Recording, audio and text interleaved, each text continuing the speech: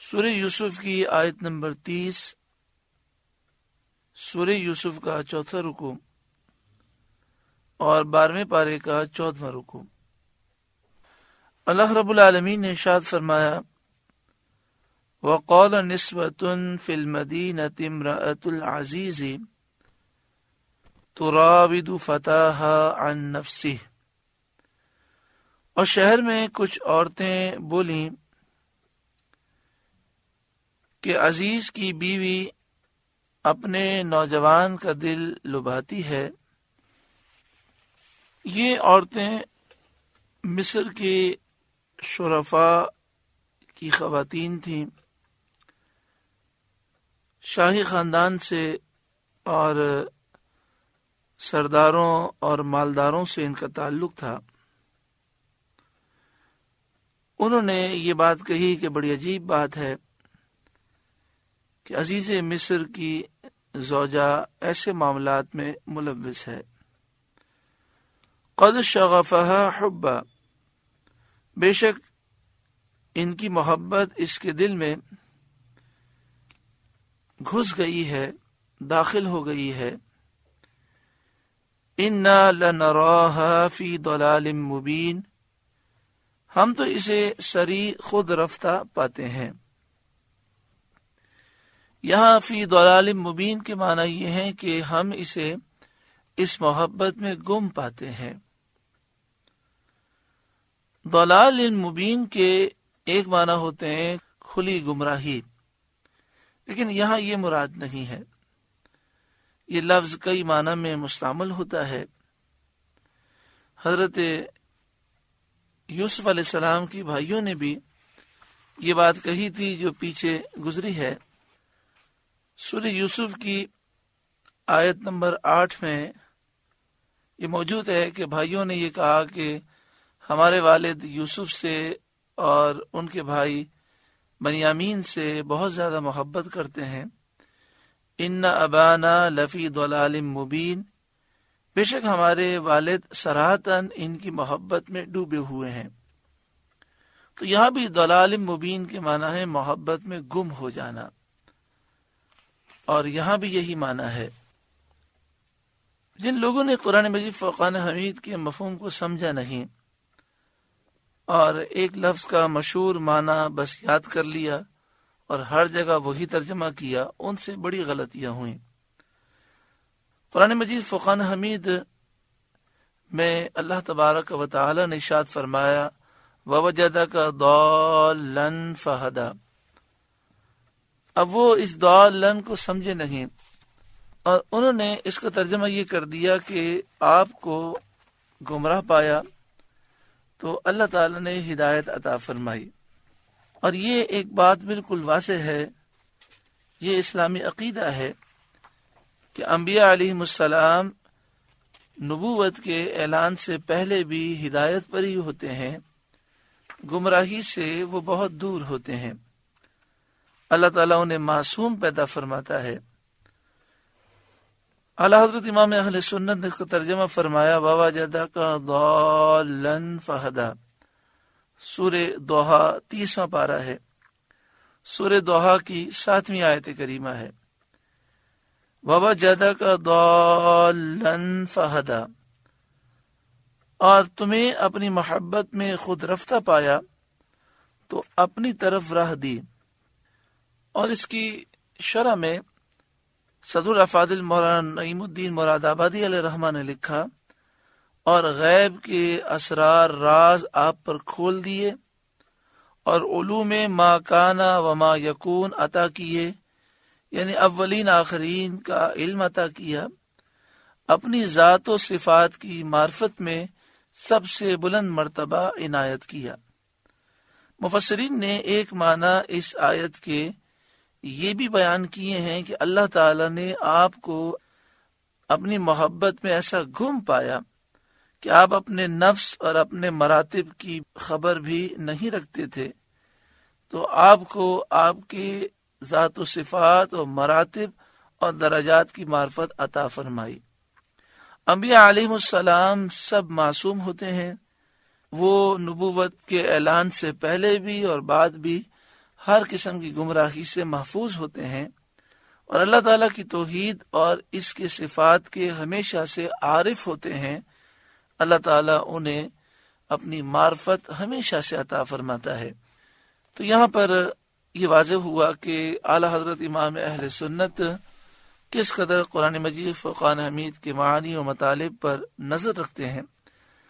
کوشش یہ کریں کہ ہمارے گھر میں اعلی حضرت امام اہل سنت کا ترجمہ ہو کنز الایمان، اور ساتھ میں کنز الایمان کے ساتھ جو تفسیر ہے صد الافاضل مولانا نعیم الدین مراد آبادی علیہ رحمہ کی تفسیر، یا تو یہ رکھ لیں، یا پھر کنز الایمان اس ترجمے کے ساتھ مفتی احمد یار خان نعیمی علیہ رحمہ کی تفسیر ہے نور العرفان۔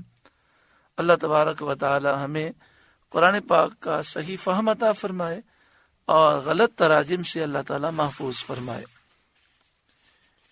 مصر کی عورتوں نے کہا کہ بے شک اس نوجوان کی محبت زلیخا کے دل میں داخل ہو چکی ہے، ہم تو اسے سری خود رفتہ پاتے ہیں، یعنی یہ محبت میں گم ہو چکی ہے، اسے نہ اپنی عزت کی فکر ہے، نہ اپنے پردے اور عفت کا لحاظ ہے، نہ اپنے معاملات اور مقام و مرتبے کی طرف توجہ ہے۔ فلما سمعت بمکرہن، تو جب زلیخا نے ان کا مکر سنا، آپ کو یہ معلوم ہوا کہ یہ اس طرح کی کانا پھوسی اور اس طرح کی سرگوشی کرتی ہیں، تو حضرت زلیخا رضی اللہ تعالی عنہ کی عقل مندی دیکھیں کہ ان سے لڑنے کے بجائے ان کی عظیم الشان دعوت کی۔ ارسلت الیہن، تو ان عورتوں کو بلا بھیجا۔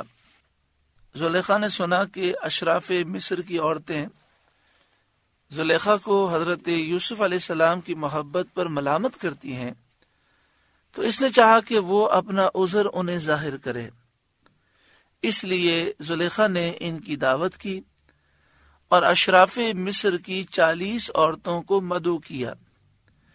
ان میں وہ سب بھی تھیں جنہوں نے اس پر ملامت کی تھی۔ زلیخا نے ان عورتوں کو بہت عزت و احترام کے ساتھ مہمان بنایا۔ وَأَعْتَدَتْ لَهُنَّ مُتَّكَأً، اور ان کے لیے مسندیں تیار کیں، بہت زیادہ پرتکلف ان کی بیٹھنے کی جگہیں بنائیں جن پر وہ عورتیں بہت عزت و اکرام سے تکیہ لگا کر بیٹھیں، اور دسترخوان بچھائے گئے اور قسم قسم کے کھانے، میوے اور پھل چنے گئے۔ وَآتَتْ كُلَّ وَاحِدَةٍ مِّنْهُنَّ سِكِّينًا، اور ان میں ہر ایک کو ایک چھری دے دی تاکہ کھانے کے لیے اس سے گوشت کاٹیں اور پھل اور میوے وہ تراشیں۔ وَقَالَتِ اخْرُجْ عَلَيْهِنَّ، اور یوسف سے کہا ان پر نکل آؤ۔ فَلَمَّا رَأَيْنَهُ أَكْبَرْنَهُ، جب عورتوں نے یوسف کو دیکھا اس کی بڑائی بولنے لگیں۔ وَقَطَّعْنَ أَيْدِيَهُنَّ، اور اپنے ہاتھ کاٹ لیے۔ وَقُلْنَ حَاشَ لِلَّهِ مَا هَذَا بَشَرًا، اور بولی اللہ کو پاکی ہے، یہ تو بشر کی جنس سے ہی نہیں۔ ان ھذا الا ملک کریم، یہ تو نہیں مگر کوئی معزز فرشتہ۔ جب انہوں نے حضرت یوسف علیہ السلام کے جمال کو دیکھا اور پھر ساتھ میں نبوت اور رسالت کی انوار دیکھے، پھر حضرت یوسف علیہ السلام کی تواضع و انکساری کے آثار دیکھے، پھر آپ کی ہیبت اور شاہانہ اقتدار کا انداز، پھر لذیذ کھانوں کی طرف سے بے توجہی، اور یہ عورتیں جو بہت زیادہ زیب و زینت کر کے آئی تھیں، ان کی طرف سے آپ کی بے نیازی کی جب انہوں نے شان دیکھی تو یہ تعجب میں آ گئیں، اور آپ کی عظمت و ہیبت ان کے دلوں میں بھر گئی، اور حسن و جمال نے ایسا وارفتہ کیا کہ ان عورتوں کو خود فراموشی ہو گئی۔ ان کے ہاتھ میں لیمو تھے، یہ لیمو کاٹ رہی تھیں، تو لیمو تو کٹ گیا، لیکن ان کی توجہ نہ رہی، چھری چلتی رہی اور ان کی انگلیاں کٹ گئیں۔ حضرت یوسف علیہ السلام کی جمال میں ایسی مشغول تھیں کہ انگلیاں کٹنے کی تکلیف کا احساس نہ ہوا۔ یہاں پر مفسرین یہ بیان کرتے ہیں کہ جسے مرتے وقت نبی اکرم صلی اللہ علیہ وآلہ وسلم کا دیدار ہو جائے، اللہ تعالیٰ نے اپنے محبوب صلی اللہ علیہ وآلہ وسلم کو حضرت یوسف علیہ السلام سے کئی گنا زیادہ حسن و جمال عطا فرمایا۔ تو جو نبی اکرم صلی اللہ علیہ وآلہ وسلم کے جلوے کو دیکھ کر اس دنیا سے جائے تو اسے موت کی تکلیف کا کچھ احساس نہیں ہوتا۔ انہوں نے یہ کہا کہ یہ تو بشر نہیں بلکہ کوئی معزز فرشتہ ہے، کیونکہ انہوں نے ایسا حسن و جمال بشر میں دیکھا ہی نہ تھا۔ اور اس کے ساتھ آپ کی نفس کی یہ طہارت کہ مصر کی عالی خاندان اور خوبصورت خواتین طرح طرح کے نفیس لباسوں اور زیوروں سے آراستہ اور پیراستہ سامنے موجود ہیں، اور آپ کسی کی طرف نظر نہیں فرماتے اور بالکل آپ التفات نہیں کرتے۔ اس سے جہاں حضرت یوسف علیہ السلام کی شان و عظمت معلوم ہوئی، وہاں اس بات کو بھی سمجھ لیں کہ جو آدمی دنیا کی لالچ کرتا ہے اور دنیا کی چیزوں کی طرف للچائی ہوئی نگاہوں سے دیکھتا ہے، ایسے شخص کی کوئی عزت لوگوں کے دلوں میں نہیں ہوتی۔ اللہ کے نیک بندے دنیا کی لذتوں سے وہ اعراض کرتے ہیں تو دنیا ان کے قدموں میں آتی ہے۔ ہر مرد کو چاہیے کہ وہ نگاہوں کی حفاظت کرے، اور ہر بہن کو چاہیے کہ وہ نگاہوں کی حفاظت کرے۔ جو نگاہ کی حفاظت کرتا ہے اللہ تعالیٰ اسے عزت اور مقام و مرتبہ عطا فرماتا ہے۔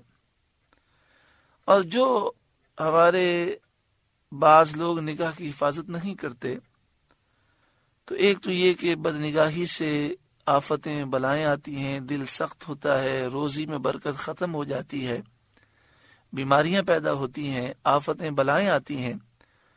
اور دوسرا یہ نقصان ہوتا ہے کہ ایسا شخص لوگوں کی نگاہوں میں ذلیل ہو جاتا ہے۔ جو چھپ کر بدنگاہی کرے اس کا چہرہ بتا دیتا ہے کہ چہرے کا نور وہ زائل ہو جاتا ہے۔ اللہ تعالی ہمیں نگاہوں کی پاکیزگی بھی نصیب فرمائے اور دل کا نور بھی عطا فرمائے۔ قالت، زلیخا نے کہا، فَذَلِكُنَّ الَّذِي لُمْتُنَّنِي فِيهِ، تو یہ ہیں وہ جن پر تم مجھے طعنہ دیتی تھیں۔ اب تم نے دیکھ لیا اور تمہیں معلوم ہو گیا کہ میرا یہ معاملہ کچھ قابل تعجب نہیں، اور اب تمہیں مجھے ملامت نہیں کرنا چاہیے۔ وَلَقَدْ رَاوَدتُّهُ عَن نَفْسِهِ فَاسْتَعْصَمَ، اور بے شک میں نے ان کا جی لبھانا چاہا تو انہوں نے اپنے آپ کو بچایا اور کسی طرح میری طرف مائل نہ ہوئے۔ اس پر مصری عورتوں نے حضرت یوسف علیہ السلام سے کہا کہ آپ زلیخا کا کہنا مان لیجئے۔ زلیخا نے کہا، وَلَئِن لَّمْ يَفْعَلْ مَا آمُرُهُ لَيُسْجَنَنَّ، اور بے شک اگر وہ یہ کام نہ کریں گے جو میں ان سے کہتی ہوں تو ضرور قید میں پڑیں گے۔ وَلَيَكُونَ مِنَ الصَّاغِرِينَ، اور وہ ضرور ذلت اٹھائیں گے۔ یعنی مراد یہ ہے کہ اگر یہ گناہ کے لیے تیار نہ ہوئے تو انہیں چوروں، قاتلوں، نافرمانوں کے ساتھ جیل میں رہنا ہوگا۔ خوشگوار کھانا پینا اور آرام کی نیند سونا میسر نہ ہوگا۔ انہیں تکلیفوں میں مصیبتیں جھیلنی ہوں گی۔ انہیں ایسے بوریے پر سونا ہوگا کہ جو جسم میں درد کر دے گا۔ حضرت یوسف علیہ السلام یہ سن کر مجلس سے اٹھ گئے اور مصری عورتیں ملامت کرنے کے بہانے سے باہر آئیں۔ اور ایک ایک نے آپ سے اپنی تمناؤں اور مرادوں کا اظہار کیا۔ آپ کو ان کی گفتگو بہت ناگوار ہوئی تو آپ نے اللہ تعالیٰ کی بارگاہ میں عرض کی، قولا، حضرت یوسف نے عرض کی، رب السجن احب الی مما یدعوننی الی، اے میرے رب، مجھے قید خانہ زیادہ پسند ہے اس کام سے جس کی طرف یہ مجھے بلاتی ہیں۔ انبیاء علیہم السلام تو معصوم ہیں، ان سے گناہ کرنا ممکن ہی نہیں ہے۔ اللہ تعالیٰ نے گناہوں سے انہیں معصوم اور محفوظ پیدا کیا، لیکن جو پاکیزہ ہوتا ہے انہیں گندی باتوں سے بھی نفرت ہوتی ہے، گندے ماحول سے بھی نفرت ہوتی ہے۔ حضرت یوسف علیہ السلام عزیز مصر کے وزیر اعظم کے محل میں آرام سے رہ رہے تھے، لیکن آپ کو گناہ کی گفتگو اور دعوت سے کتنی نفرت تھی کہ آپ نے اللہ تعالیٰ سے دعا کی کہ اللہ مجھے قید خانہ عطا فرما دے۔ وَإِلَّا تَصْرِفْ عَنِّي كَيْدَهُنَّ أَصْبُ إِلَيْهِنَّ، اور اگر تو مجھ سے ان کا مکر نہ پھیرے گا تو میں ان کی طرف مائل ہوں گا، وَأَكُمْ مِنَ الْجَاهِلِينَ، اور میں نادان بنوں گا۔ دیکھیں، انبیاء علیہ السلام سے تو گناہ کرنا ممکن ہی نہیں ہے، اللہ تعالیٰ نے انہیں پاک پیدا کیا ہے، لیکن پھر بھی گناہ سے کتنا خوف ہے اور کتنی نفرت ہے۔ اور ہمیں یہ پیغام، یہ آیت دے رہی ہے کہ کبھی اپنے نفس پر اعتماد مت کرنا، اللہ تعالیٰ سے مدد مانگنا اور گناہوں سے بہت دور ہو جانا، اور بار بار اللہ تعالیٰ سے مدد مانگنا کہ اللہ تو ہماری مدد فرما تاکہ ہم اس گناہ سے بچ جائیں۔ اور جب گناہ سے بچ جاؤ تو پھر اسے اپنا کمال نہ سمجھنا، بس یہ سمجھنا یہ محض رب العالمین کا فضل ہے کہ اس نے مجھے گناہوں سے محفوظ رکھا۔ آج ہم معاشرے میں دیکھتے ہیں تو ہمارے بھائی اپنے نفس پر کتنا بھروسہ کرتے ہیں کہ بالکل گناہوں کی بارڈر پر کھڑے ہوتے ہیں اور کہتے ہیں نہیں، ہمیں تو کچھ بھی نہیں ہوتا، ہم گناہوں میں تھوڑی پڑیں گے۔ قرآن مجید فرقان حمید کا یہ درس، یہ آیات ہمیں یہ تعلیم دیتی ہیں کہ ہم گناہوں سے بہت دور بھاگیں۔ فَاسْتَجَابَ لَهُ رَبُّهُ، تو اس کے رب نے اس کی سن لی۔ حضرت یوسف علیہ السلام کی دعا قبول ہو گئی تو ان کے رب نے ان کی سن لی۔ فَصَرَفَ عَنْهُ كَيْدَهُنَّ، اور ان سے عورتوں کا مکر پھیر دیا۔ اِنَّهُ هُوَ السَّمِيعُ الْعَلِيمُ، بے شک وہی سننے والا، جاننے والا ہے۔ جب حضرت یوسف علیہ السلام سے امید پوری ہونے کی کوئی شکل نہ دیکھی اور زلیخا نے یہ دیکھا کہ اب حضرت یوسف علیہ السلام کسی طور پر بھی میری بات نہیں مانیں گے، تو مصری عورتوں نے زلیخا سے کہا کہ اب مناسب یہ معلوم ہوتا ہے کہ اب 2-3 دن حضرت یوسف علیہ السلام کو قید خانے میں رکھا جائے تاکہ وہاں کی محنت اور مشقت دیکھ کر انہیں نعمت اور راحت کی قدر ہو اور وہ تیری درخواست قبول کر لیں۔ زلیخا نے اس رائے کو مان لیا اور عزیز مصر سے کہا کہ میں اس عبری غلام کی وجہ سے بدنام ہو گئی ہوں اور میری طبیعت اس سے نفرت کرنے لگی ہے، مناسب یہ ہے کہ ان کو قید کیا جائے تاکہ لوگ سمجھ لیں کہ وہ خطاوار ہیں، غلطی ان کی ہے اور میں ملامت سے بری ہو جاؤں۔ یہ بات عزیز کی سمجھ میں آ گئی۔ حضرت یوسف علیہ السلام کو قید خانے میں ڈال دیا گیا۔ ثم بدا لهم من بعد ما رأوا الآیات، پھر سب کچھ نشانیاں دیکھ دکھا کر پچھلی مت انہیں یہی آئی، یعنی انہوں نے یہی فیصلہ کیا، لَيَسْجُنُنَّهُ حَتَّى حِينٍ، کہ ضرور ایک مدت تک انہیں قید خانے میں ڈالیں۔ چنانچہ انہوں نے ایسا کیا اور آپ کو قید خانے میں بھیج دیا۔ سورہ یوسف کا 4 رکوع مکمل ہوا۔ اللہ رب العالمین حضرت یوسف علیہ السلام کے صدقے میں ہمیں دنیا اور مال کی ہوس حرص اور لالچ سے محفوظ فرمائے۔ حالات اچھے ہوں برے ہوں، ہر حال میں اللہ تعالیٰ کی فرما برداری اور شکر کرنے اور صبر کرنے کی توفیق عطا فرمائے، حق پر ہمیشہ قائم رہنے کی توفیق عطا فرمائے۔ اللہ تعالیٰ ہر مسلمان بھائی کو، ہر مسلمان بہن کو حضرت یوسف علیہ السلام کے صدقے میں ظاہری اور باطنی پاکیزگی اور طہارت نصیب فرمائے۔ اللہ اللہ اللہ